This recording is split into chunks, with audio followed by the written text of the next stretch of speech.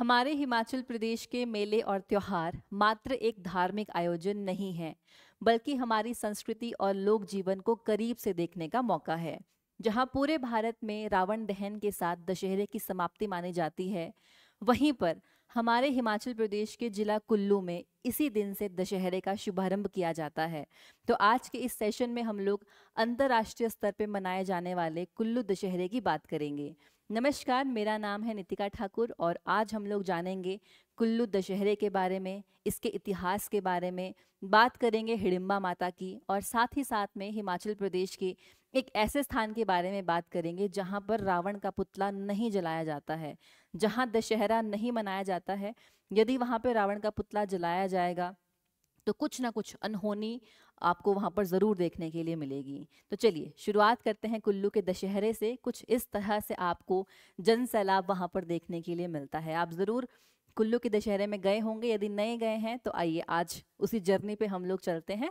तो कुछ इस तरह से आपको जो है वो रघुनाथ जी की रथ यात्रा आपको देखने के लिए मिलेगी। तो कुल्लू का दशहरा जो है वो ढालपुर ग्राउंड में, कुल्लू में एक ग्राउंड है ढालपुर, वहां पर आपको देखने के लिए मिलेगा, जो कि 7 दिनों तक चलता है। तो सभी जो देवी देवता हैं कुल्लू के इस मेले में आते हैं, झूमते हैं, खुशी से नाचते गाते हैं। तो कुल्लू के दशहरे के इतिहास की यदि हम लोग बात करें तो सबसे अच्छा और सबसे बड़ा जो सोर्स है वो तो जनमानस की कथाएं हैं, जो वहाँ के लोग बताते हैं, जो पीढ़ी दर पीढ़ी उन परंपराओं का पालन करते आए हैं।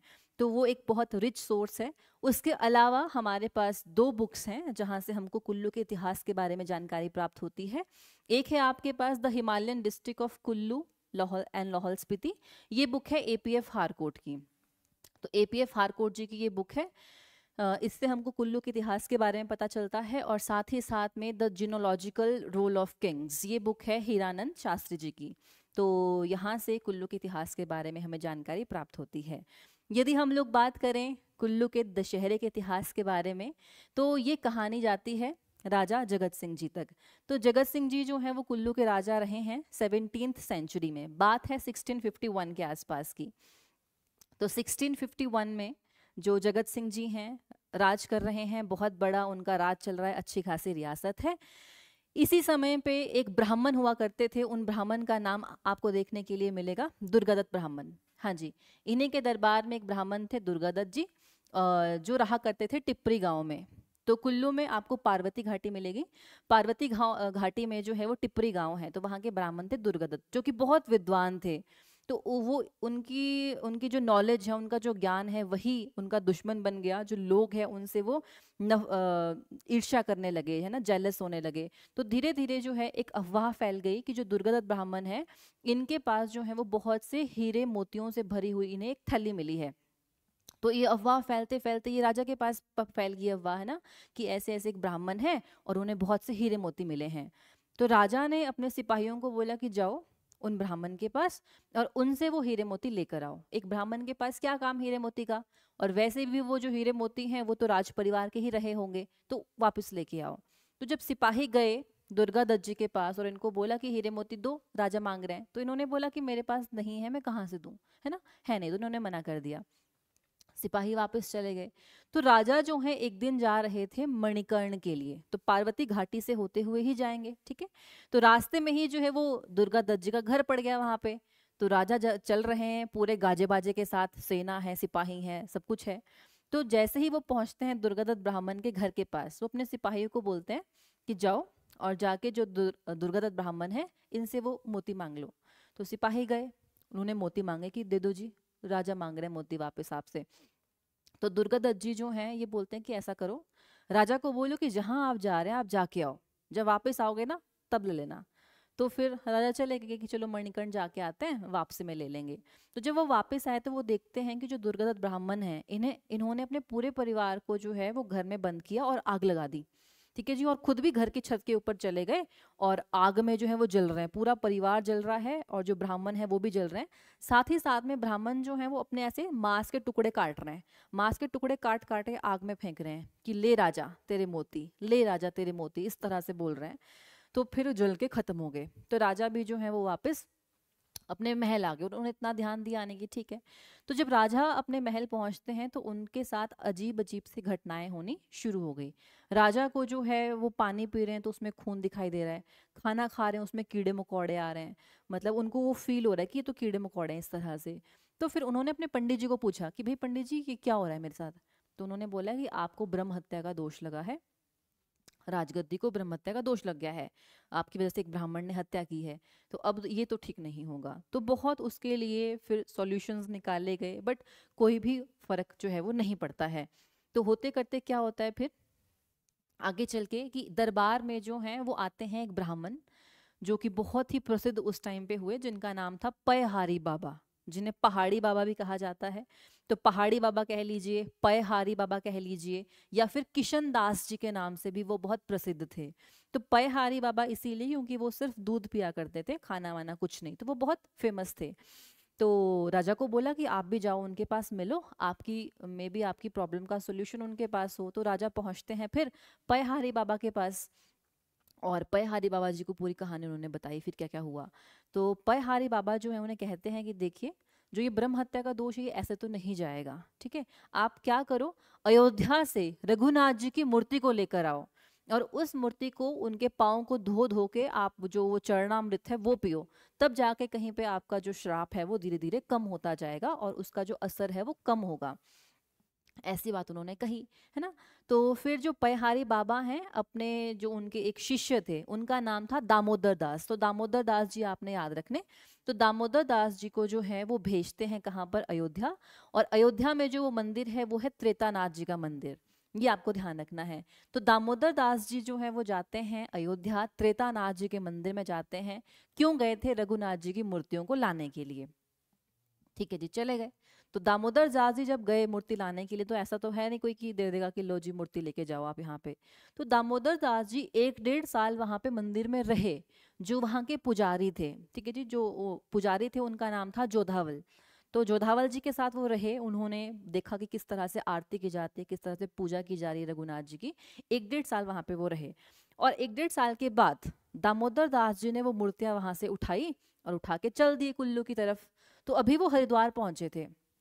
जैसे वो हरिद्वार पहुंचते हैं, वैसे ही जो पुजारी हैं, जो रघुनाथ जी के जो पुजारी हैं त्रेतानाथ मंदिर के, जो धावल जी, वो फटाफट से आ गए वहां पे हरिद्वार में कि कहाँ जा रहे भाई, हमारे रघुनाथ जी को लेके आप, है ना। तो दामोदर दास जी बोल रहे हैं कि मैं नहीं जा रहा हूँ, रघुनाथ जी जो है वो खुद जाना चाह रहे हैं उस तरफ को, अगर आप चाहते हैं वापस ले जाना तो लेके जाओ इनको, मुझे क्या है। तो जो जो धावल जी हैं वो उठाते हैं रघुनाथ जी को, ठीक है, कि चलो जी मंदिर। तो रघुनाथ जी की मूर्ति बहुत भारी हो जाती है जैसे वो उठाते हैं, और जैसे ही वो अयोध्या जाना शुरू करते हैं, वैसे उनकी जो आंखों की दृष्टि है वो चली जाती है। और जैसे ही वो घूमते हैं कुल्लू की तरफ, पहाड़ों की तरफ, वैसे ही रघुनाथ जी हल्के, उनको लगते हैं कि हल्के हो गए फूल की तरह ये तो, और उनकी दृष्टि भी वापस आ गई। तो इससे वो समझ जाते हैं कि रघुनाथ जी जो है वो खुद जाना चाह रहे हैं पहाड़ों की तरफ। तो फिर वो बोलते हैं दामोदर दास जी को कि लेके जाओ भाई, अब रघुनाथ जी जाना चाह रहे हैं। लेकिन जो जोधावल हैं वो बोलते हैं वहां पे उस टाइम पे रघुनाथ जी को कि कोई बात नहीं, ठीक है, आप याद करोगे मुझे एक दिन कि भाई इस तरह से जो है आपका एक भक्त हुआ करता था, अभी आप जाना चाह रहे हैं तो आप जाओ। तो दामोदर दास जी जो है वो रघुनाथ जी को लेकर आते हैं कुल्लू में, ठीक है जी, और राजा के पास लेके आए कि ये देखिए रघुनाथ जी की मूर्ति है। तो जो जगत सिंह जी हैं फिर उन मूर्तियों को राजगद्दी पे स्थापित करते हैं और अनाउंस करते हैं कि आज से जो राजा हैं कुल्लू के वो कौन है, रघुनाथ जी हैं। और अब से जो राज परिवार है वो छड़ी बरदार रहेगा, वो उनका सेवक रहेगा। तो मुख्य सेवक के रूप में जो अब राजा हैं। तो फिर जो रघुनाथ जी हैं उनकी पूजा आरती वहाँ पे करनी शुरू की जाती है। धीरे धीरे धीरे धीरे उनका जो चरणामृत है वो राजा पी रहा है, तो उनका जो पाप दोष है वो कम हो रहा है, कम हो रहा है, कम हो रहा है, और पाप से जो है वो धीरे धीरे उन्हें मुक्ति मिल जाती है। लेकिन कुछ समय के बाद वो देखते हैं कि भाई जो रघुनाथ जी हैं वो प्यासे हैं, उन्हें ऐसे सपने में ऐसा लगता है ना कि भाई रघुनाथ जी प्यासे हैं, प्यासे हैं। फिर जो रघुनाथ जी के जो त्रेतानाथ में जो पुजारी थे जोधावल जी, उन्हें बुलाया गया। जो जगत सिंह जी उनको बुलाते हैं जोधावल जी को अयोध्या से कि आओ परिवार के साथ आप आओ और आप आके यहाँ पे इनकी पूजा करो, ये आपको बहुत याद करते हैं। तो उनके जो परिवार है अयोध्या से बुलाया गया और पूजा आरती के लिए जो है वो उन्हें ही वो काम फिर सौंपा गया था। फिर आगे चल के 1660 की बात है, 1660 में, ठीक है जी, बात है 1660 1660 के आसपास की। 1660 में जो सुल्तानपुर है, कुल्लू में जो सुल्तानपुर है, वहाँ पर जो है वो रघुनाथ जी का मंदिर बनाया जाएगा। तो रघुनाथ जी का मंदिर किसने बनाया है? जगत सिंह जी ने बनाया है ना। देखिए उससे पहले अपना जो कुल्लू वाला एरिया है ना, यहाँ पे शैविज्म ज़्यादा फैला हुआ था। शिव जी की यहाँ पे ज़्यादा पूजा हो रही है, वैष्णव धर्म यहाँ पे नहीं था ज़्यादा।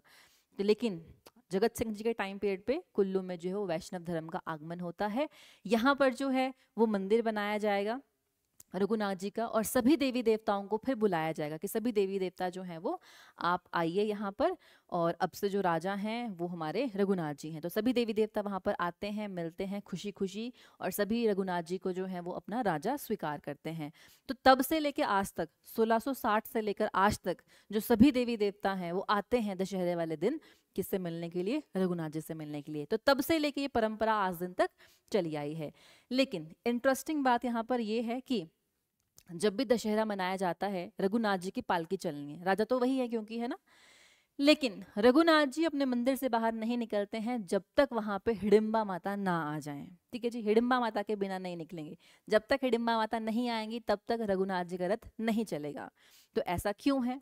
ऐसा इसीलिए है क्योंकि कुल्लू का जो इतिहास है वो जाता है राजा विहंग मणिपाल तक। ठीक है जी, जो पहले राजा कुल्लू के माने जाते हैं वो विहंग मणिपाल माने जाते हैं। तो कहा जाता है कि जिस टाइम पे विहंग मणिपाल कुल्लू आए थे तो उनको जो है वो हिडिंबा माता ने दर्शन दिए स्वप्न में, और हिडिंबा माता ने बोला कि भाई वत्स उठो, ठीक है, लड़ो, और मैं आपको कुल्लू का राजा घोषित करती हूँ, आप ही कुल्लू के राजा बनोगे और आपका ही परिवार यहाँ पे राज करेगा, लेकिन आपको भी मुझे नहीं भूलना है, ये प्रॉमिस करो। तो जो विहंग मणिपाल हैं वो बोलते हैं कि ठीक है, हम आपको जो है वो कभी भी नहीं भूलेंगे, आपको हम अपने परिवार का सदस्य मानते हैं, आज से आप राज परिवार की दादी माँ हैं।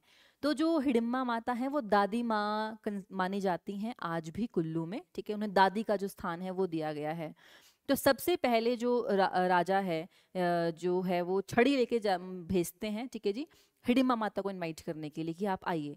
तो हिडिंबा माता को सबसे पहले इनविटेशन जाएगा, हिडिंबा माता का रथ आता है। तो हिडिंबा माता का जब रथ पहुंच गया, ठीक है जी, उसी के बाद जो है वो रघुनाथ जी का रथ फिर बाहर निकलेगा और फिर आगे चलेगा। ठीक है जी, तो 7 दिनों का ये पूरा का पूरा मेला रहता है। ढालपुर ग्राउंड में जो है वो जितने भी देवी देवता हैं उनका स्थान है, वहां पे वो आते हैं, झूमते हैं, नाचते हैं, गाते हैं। इस तरह से वो काम चलता है। पूरी रथ यात्रा जो है वो शाम को 3-4 बजे के आसपास आपको देखने के लिए मिलेगी।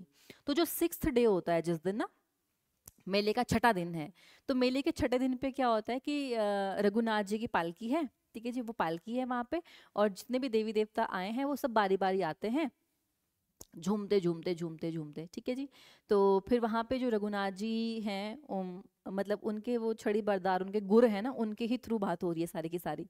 तो वो जो है वो सभी को फूल और सिंदूर देते हैं। ठीक है, तो जो देवी देवता आए हैं वो थैंक यू बोलते हैं कि भाई हम आए थे, है ना, इस तरह से आपने हमें इनवाइट किया था, बहुत अच्छा रहा।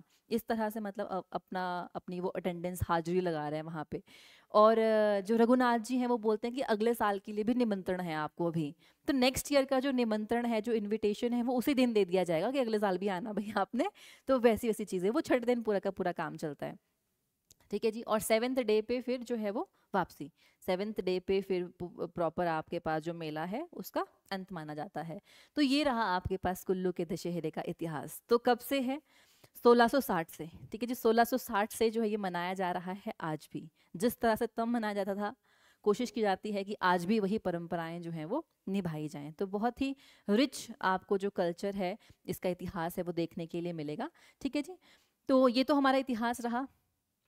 इसी के साथ हम देखेंगे क्या इसका सिग्निफिकेंस है कुल्लू के दशहरे से, और क्या क्या इसकी इंपॉर्टेंस आपको देखने के लिए मिलेगी।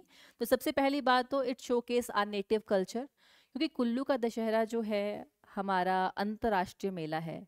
तो हमारे हिमाचल से, पूरे भारत से और विदेशों से भी लोग यहाँ पर आते हैं। तो हमारा जो कल्चर है, हमारे जो लोकगीत हैं, हमारा जो नृत्य है, उन्हें दिखाने का जो है हमें मौका मिलता है।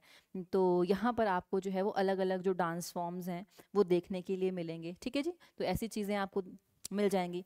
साथ ही साथ में आप देखिए ट्रेडिशनल का क्राफ्ट एंड गुड्स जो है वो उससे भी प्रमोट किया जा रहा है। तो जो लोकल लोग हैं वो अपना जो भी वो सामान बनाते हैं वो उन्हें बेचने का एक बहुत अच्छा वो जरिया वहाँ पर है, तो लोगों की जो इनकम है, इकोनॉमिकली भी स्ट्रांग लोग हो रहे हैं, है ना, तो उसका भी इम्पैक्ट आपको देखने के लिए मिलेगा। साथ ही साथ में आप देखिए essential goods for the winters, क्योंकि ठंडी आ रही है आगे, नवंबर है, दिसंबर है, जनवरी की ठंड का टाइम है, तो इस टाइम पीरियड के लिए फिर आप अपने खाने के लिए कपड़े वगैरह हर एक चीज़ का भंडारण जो है वो कर सकते हैं। तो एक बहुत अच्छा जो है वो समय है जब सभी लोग अपने अपने सामान, ज़रूरत की चीज़ें जो है वो रख सकते हैं। सोशल इंटरेक्शन आपको देखने के लिए मिलेगी। ठीक है, मेले त्योहार में क्या होता है कि जो लोग हैं अपना मन मुटाव भूल के, जो भी लड़ाई झगड़ा है सब कुछ भूल के, सब पीछे छोड़ छाड़ के जो है वो साथ में रहेंगे। तो सभी लोग जो है वो बहुत प्यार से, दूर दूर से लोग आते हैं, एक दूसरे घर में रह रहे हैं, वहीं पे खाना खा रहे हैं, इनवाइट करें कि आप आइए, तो ब्रदरहुड की जो भावना है वो बनी रहती है ना, आपसी जो प्यार मोहब्बत है वो बना रहता है इस तरह से, तो वो आपको देखने के लिए मिल जाएगा। ठीक है जी, तो कुल्लू के दशहरे की जो इम्पोर्टेंस है वो तो हमने देख ही ली है, इससे कहीं ज़्यादा, कहीं गुना इम्पोर्टेंस है ना, जिसे शब्दों में बयान करना मुश्किल है। चलिए, तो अब हम बात करते हैं उस जगह की जहाँ पे रावण का पुतला नहीं जलाया जाता है। ठीक है, हमने स्टार्टिंग में भी बोला था कि हम बात करेंगे कि कहाँ नहीं जलाया जाता है, वो है बैजनाथ। ठीक है जी, कांगड़ा का जो बैजनाथ है, कांगड़ा के बैजनाथ में रावण का पुतला नहीं जलाया जाता है, यहाँ पर दशहरा नहीं मनाया जाता है। ठीक है जी, तो इसके पीछे का क्या कहानी है, क्या आपको सोर्स देखने के लिए मिलता है, तो कहा जाता है, जो वहाँ की लोकल मान्यताएं हैं उससे हमें पता चलता है कि जो रावण है, रावण ने शिव जी को प्रसन्न किया। ठीक है जी, और प्रसन्न किया तो बोला कि चलो मेरे साथ अब, है ना, तो रावण ने शिव जी ने बोला कि ठीक है, तो शिव जी जो है वो पिंडी रूप में चल पड़े रावण के साथ। ठीक है, रावण के साथ वो जा रहे हैं, जा रहे हैं, जा रहे हैं, तो रावण को रास्ते में लघु शंका लगी, फिर तो मतलब उनको जाना पड़ा कि भाई मुझे तो जाना है वॉशरूम। तो रास्ते में जो है फिर उन्हें एक ग्वाला मिला, हालांकि इसके मल्टीपल स्टोरीज हैं, बोलते हैं, कई लोग बोलते हैं कि वो गणेश जी थे जो एक वहाँ पे जो है वो साधारण ग्वाले का भेष धारण करके बैठे थे, कई लोग बोलते हैं कि वहाँ पर जो है ग्वाला था। तो रावण ने जो है उन्हें वो पकड़ाया शिवलिंग और बोला कि इसको नीचे मत रखना, इसको पकड़ रखना, बस मैं अभी आया 2 मिनट में। ठीक है जी, तो रावण चला गया। तो ग्वाला जो है उसको लेट हो रहा था कि भाई मैं तो चला, ये क्या देके चले गए मेरे पास ये, तो ग्वाले ने वो शिवलिंग जो है उस स्थान पे रखा और वो चला गया। ठीक है, फिर रावण जब आया तो रावण ने शिवलिंग को उठाया नहीं, तो वो उठ नहीं रहा है अब, तो शिवलिंग की जो स्थापना है वो उसी जगह पे हो जाती है, और वहीं पर ही जो है फिर मंदिर बनाया गया है बैजनाथ का, शिव मंदिर आपको देखने के लिए मिलेगा। ठीक है जी, तो लोकल लोगों का मानना ये है कि हमारे यहाँ पे जो ये शिव जी हैं, जो शिवलिंग है, वो कौन लेकर आए थे, रावण लेकर आया था, उन्होंने ही यहाँ पर जो है वो स्थापना ऐसी की है, तो उन्हीं की वजह से जो शिव जी हैं हमें वो प्राप्त हुए हैं, तो वो महाज्ञानी थे, महापंडित थे, तो इसलिए हम उनको नहीं मारेंगे, मतलब हम उनको नहीं जलाएंगे, वो चीज़ है। तो आपको जो है बैजनाथ में रावण जलता हुआ नहीं नजर आएगा। ठीक है जी, वहाँ पे रावण का पुतला नहीं जलाया जाता, यही रीज़न है। इस तरह की कहानियाँ हल्की हल्की मॉडिफिकेशन के साथ आपको वहाँ पर देखने के लिए मिलेंगी कि भाई क्योंकि रावण यहाँ पर लेके आए थे, रावण जो है वो शिव जी के परम भक्त हैं, तो परम भक्त को हम किस इस तरह से तो हम नहीं जला सकते हैं। इसी के साथ साथ आपको जो है वो बैजनाथ वाले एरिया में आपको सुनार की दुकान नहीं मिलेगी, वहाँ पे सोने की दुकान आपको वहाँ पर नहीं देखने के लिए मिलेगी। ठीक है जी, तो ये बहुत पुरानी बात है, धीरे धीरे समय चेंज हुआ, आज के समय में लोग नहीं भी मानते हैं पुरानी बातों को, है ना, तो कुछ एक लोगों ने बोला कि नहीं हम तो चलाएंगे जी, हमको तो रावण का पुतला जलाना है, हम तो दशहरा मनाएंगे। तो वहाँ पे जब रावण का पुतला जलाया गया तो फिर कुछ टाइम के बाद 1 महीने 2 महीने के अंदर वहाँ पे जो है वो लोगों की डेथ होनी शुरू हो गई, और एक परिवार, 2 परिवार, पूरे के पूरे परिवार खत्म, ऐसे हमको बहुत से केसेस वहाँ पे देखने के लिए मिले हैं। तो उसके बाद फिर लोगों ने बोला कि नहीं हम नहीं जलाएंगे, है ना। तो हिमाचल प्रदेश जो है वो बहुत बहुत बहुत ही खूबसूरत आपको मिलेगा, यहाँ की जो हिस्ट्री है, जो कल्चर है वो बहुत रिच है, एक जगह पे कुछ है, फिर कुछ है, अगली जगह पे कुछ और ही आपको देखने के लिए मिलेगा। तो जो लोकल मान्यताएं हैं, जो लोगों के विश्वास हैं, हमें उनकी रिस्पेक्ट करनी चाहिए। ठीक है जी, और अलग अलग जगह पे जिस तरह से अपने कल्चर को प्रैक्टिस किया जा रहा है उस तरह से जो है वो रिस्पेक्ट के साथ उस चीज़ को प्रैक्टिस किया जाना चाहिए। ठीक है जी, तो ये हमारा आज का सेशन रहा। आप भी जो हैं कुल्लू के दशहरे के बारे में कुछ नई चीज़ें जानते हैं तो आप ज़रूर हमारे साथ शेयर कर सकते हैं, कमेंट सेक्शन आप सभी के लिए ओपन रहेगा। ठीक ठीक है जी, ओके बाय, थैंक यू।